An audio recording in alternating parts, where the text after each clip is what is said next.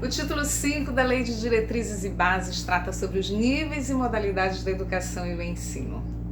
Esse título está constituído por 5 capítulos, mas hoje vamos falar apenas sobre o capítulo 2, a educação básica, mais especificamente a seção 3, que trata sobre o ensino fundamental.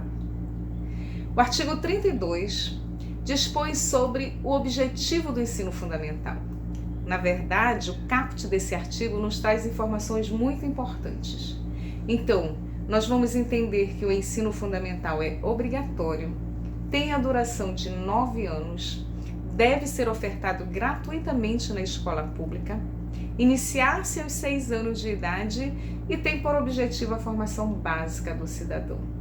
E essa formação básica, ela é expressa mediante 4 aspectos extremamente importantes. 1. O desenvolvimento da capacidade de aprender, tendo como meios o pleno domínio da leitura, da escrita e do cálculo. 2. A compreensão do ambiente natural e social, dos aspectos políticos, da tecnologia, das artes, dos valores. 3. O desenvolvimento da capacidade de aprendizagem, tendo em vista a aquisição de conhecimentos, habilidades, atitudes e valores. E 4. O fortalecimento dos vínculos de família, dos laços de solidariedade humana e de tolerância recíproca em que se assenta a vida social. Além desses 4 incisos, o artigo 32 nos traz 6 parágrafos descrevendo algumas orientações sobre a organização dessa segunda etapa da educação básica. O parágrafo 1º diz que o ensino fundamental pode ser organizado em ciclos, e isso é facultado aos sistemas de ensino. Então, por exemplo, nós temos o ensino fundamental de 9 anos, que pode ser organizado em 3 ciclos. Primeiro, segundo, terceiro ano, um ciclo. Quarto, quinto e sexto ano, segundo ciclo. Sétimo, oitavo, nono ano, terceiro ciclo. Na maioria das vezes, nós vemos esse ensino fundamental organizado por séries. E o parágrafo 2º diz que nos estabelecimentos que utilizam essa progressão regular por série, podem adotar o processo de aprendizagem com progressão continuada, o regime de progressão continuada, ou seja, sem prejuízo no processo de aprendizagem. Então, não há retenção. O aluno é aprovado para a série posterior, ainda que ele fique no regime de dependência da ou das disciplinas ou das unidades curriculares que ele não conseguiu aprovação. O parágrafo 3º diz que o ensino fundamental regular será ministrado em língua portuguesa, mas será assegurado às comunidades indígenas a utilização das suas línguas maternas e processos próprios de aprendizagem. Parágrafo 4º. O ensino fundamental é presencial. É possível, em algumas situações, que seja utilizado o ensino à distância? Sim. Quais situações? Como complementação de aprendizagem do ensino presencial e em algumas situações de emergência, como, por exemplo, uma pandemia.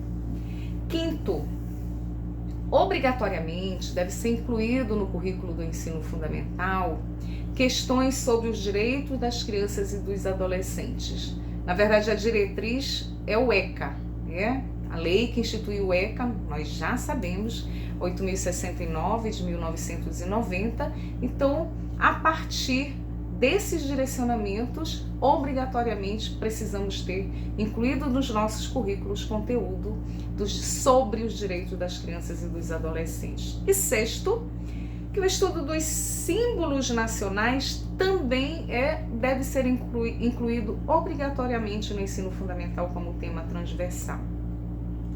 O Ministério da Educação define alguns temas transversais, como, por exemplo, a ética, a saúde, meio ambiente, orientação sexual, consumo, pluralidade, cultura. E o parágrafo 6º do artigo 32 deixa claro que os símbolos nacionais fazem parte desses temas transversais. O artigo 33 traz uma única questão, que é o ensino religioso. O ensino religioso, muito importante atentar para esse artigo. O ensino religioso é de matrícula facultativa. Às vezes nós confundimos com a educação física, né? Já para fazer aqui uma diferença, a educação física, ela é de oferta obrigatória e a matrícula é obrigatória. A sua prática é que pode ser facultativa em algumas situações que a lei especifica. O ensino religioso não. A matrícula no ensino religioso é facultativa. O ensino religioso é parte integrante da formação básica.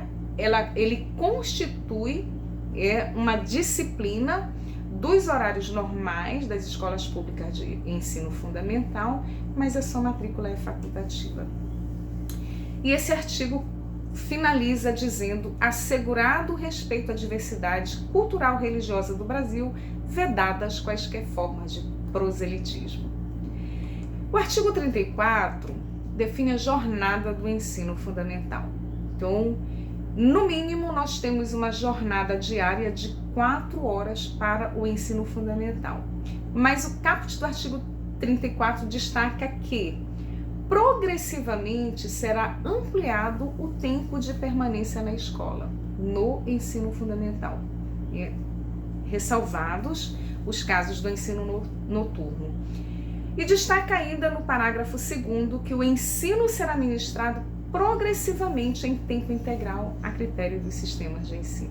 Então, hoje, 4 horas é o mínimo de tempo em que o aluno do ensino fundamental deve permanecer na escola. Mas, progressivamente, essa carga horária, essa jornada diária, ela será ampliada para um tempo integral. Se você tem algumas dúvidas sobre a Lei de Diretrizes e Bases, neste canal encontrará alguns vídeos curtos e atualizados sobre essa temática. Me acompanha que eu te explico.